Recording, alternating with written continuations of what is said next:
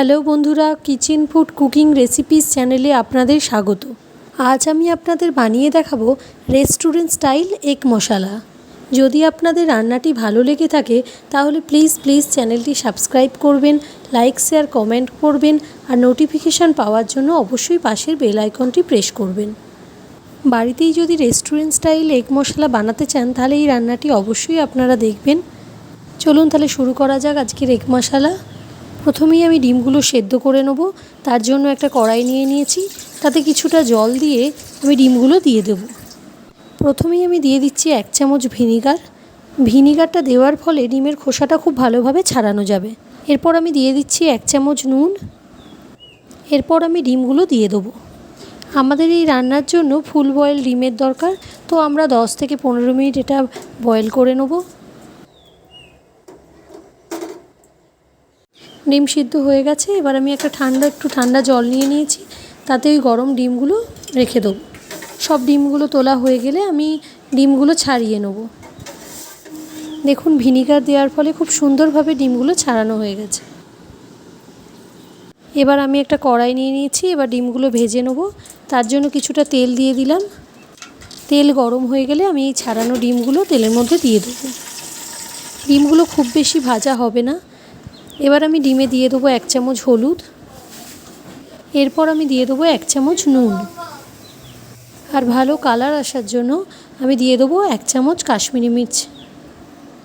2-3 minute ভাজা হয়ে গেলে আমি এগুলো তুলে নেব।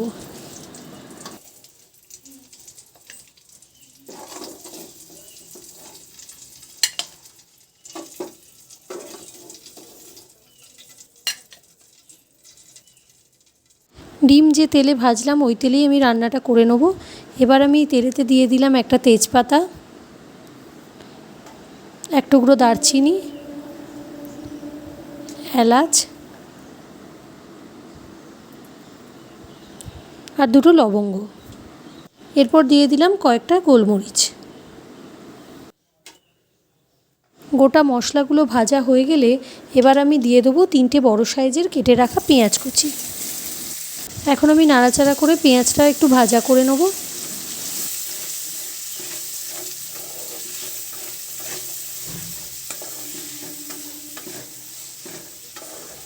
পেঁয়াজটা কিছুটা ভাজা করে নিয়েছি। এরপর আমি দিয়ে দিলাম 1 চামচ আদার পেস্ট। এরপর দিয়ে দিচ্ছি 2টো মাঝারি সাইজের টমেটোর পেস্ট। এখন এটা ভালোভাবে নাড়াচাড়া করে আমি দিয়ে দেবো 1 চামচ ধনের গুঁড়ি। এরপর দিয়ে দেবো 1 চামচ গোলমরিচের গুঁড়ো। এখন দিয়ে দেবো 1 চামচ জিরে গুঁড়ো। সব মশলাগুলো ভালোভাবে মিশিয়ে নিয়ে দিয়ে দেবো 1 চামচ হলুদ গুঁড়ো। আগে থেকে হলুদ গুঁড়ো দেওয়া ছিল। এবার দিয়ে দেবো অল্প কাশ্মীরি মির্চ। ডিম ভাজার সময় নুন দিয়েছিলাম, আবার অল্প করে স্বাদ মতো দিয়ে দেবো। এরপর সব মশলাটা আমি ভালোভাবে কষিয়ে নেব। যতক্ষণ না মশলা থেকে তেল ছাড়ছে ততক্ষণ মশলাটা ভালোভাবে নাড়াচাড়া করতে থাকবো। দেখুন, মশলা থেকে একদম তেল ছেড়ে গেছে। এবার আমি ফেটিয়ে রাখা দই দিয়ে দেবো। এখানে আমি 5-6 চামচের মতো দই দিলাম। এখন আমি সব মশলার সঙ্গে দইটা ভালোভাবে মিশিয়ে নেব। কিছুক্ষণ এটা রান্না হতে দেবো। দেখুন, খুব ভালোভাবে মশলা থেকে আবারও তেল ছেড়ে গেছে।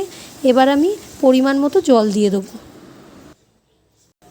জলটা দেবার পর আমি ঢাকনা দিয়ে ভালোভাবে মশলাটা রান্না করে নেব। এবার আমি ঢাকনাটা খুলে নেব আর যে আগে থেকে ভেজে রাখা ডিমগুলো সেইগুলো আমি দিয়ে দেবো। ডিমগুলো দেবার পর আমি গ্যাসের ফ্লেম হাই করে ভালোভাবে এগুলো ফুটিয়ে নেব।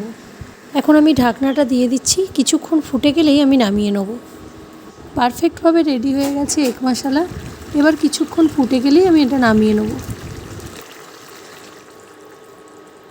আপনারা দেখছিলেন kitchen food cooking recipes channel. আবারও দেখা হবে পরের এক নতুন ভিডিও নিয়ে। আপনারা ভালো থাকুন, সুস্থ থাকুন। ধন্যবাদ।